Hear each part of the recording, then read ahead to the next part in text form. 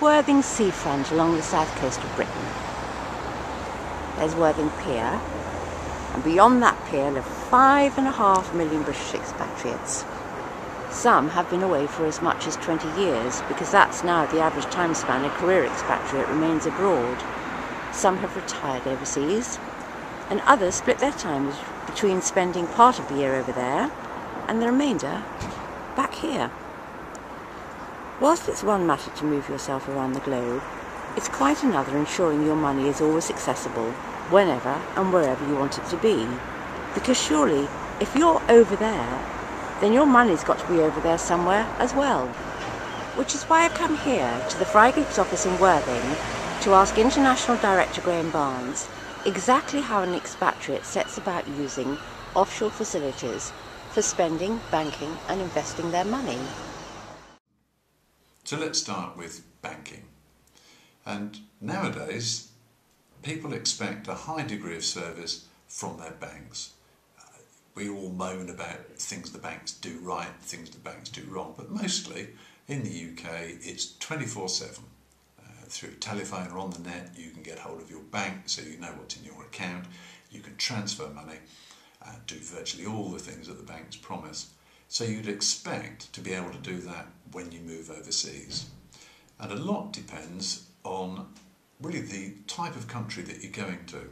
So suppose you move to Hong Kong, just as sophisticated as the UK, actually even more sophisticated than the UK, and you will very easily transfer to a bank in Hong Kong and find that banking works just fine.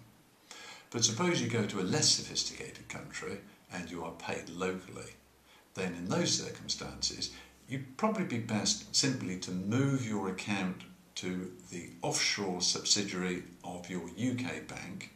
So you might be with, say, Lloyds in Chipping Campden, and you'll talk to your Lloyds manager who'll want you to move to their expatriate centre, and it would make sense for you to do that. They'll run a 24/7 call centre so you can get help and support. But if, for example, you're going to be paid locally if you work in, for example, India, then you'd separate your banking between, for example, Lloyds looking after your UK-centric savings and assets, but you might well use, say, HSBC in India just for local currency purposes. And transferring that money back from the not so easy country in terms of banking back onto your offshore location, is that a straightforward process?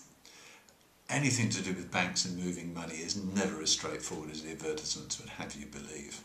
But we know it's always costly. So how do you set about sort of, keeping a tab on the charges and the costs of moving money around the globe?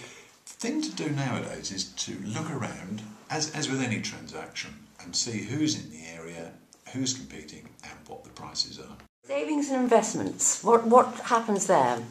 Well, again, are you going overseas to work or are you going overseas to retire? If you're going overseas to work, try and remember one of my pet phrases, FRET.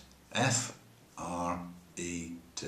Yes. The F is for flexibility. Yes. It says if you're going overseas on a 2-year contract, please don't sign up to a 25-year savings plan. Good point. You might think that nobody would. You'd be surprised at just how many people do. Okay. R stands for risk. Again, if you are only overseas for 2 years and you'd rather simply pay off the mortgage, then go for a scheme which simply accumulates cash. But if you're going overseas for an appreciable period of time, maybe you can take some risk in your investment, and the reason to take a risk is usually the higher reward comes from accepting some level of risk. The E stands for expense. Be aware of just how expensive a savings plan can be. If you've come from the UK and you've talked to a financial advisor or gone through any transaction, you must be told how much the transaction will cost and the benefit that derives to the advisor. In most offshore jurisdictions, you're not protected in that way. So this is a huge area for potential rip-off. So you might not even be aware in an offshore environment to even ask the question of the advisor, how are you being paid for this advice and selling me this product? This great new friend of yours is doing you a favour. Maximum cynicism and scepticism at all times in this area. Basically, I would insist on being told by the advisor how much he will earn by selling me this plan. It would make your hair stand on end. So that's F, R and E. What's T? I mean, I can't imagine it's T in sympathy. No, it's tax and precious little sympathy, Well, there you I'm go. afraid. Now. Had to be something like that. Yeah. If you are an expatriate, then the hope would be that you will pay as little tax as possible. Certainly you don't want to end up paying tax in the UK when you've saved overseas, so you want a scheme that is sympathetic to those aims. Presumably, there's also an issue of the tax liabilities abroad in the host country, as well as the tax liabilities back home in the UK. This can be a little bit of a minefield. If you are working in a country, a highly developed country with a sophisticated tax system, and you then leave and go to another similar country, then you can end up with a plan that was highly efficient in the country you've just left, but doesn't work in the country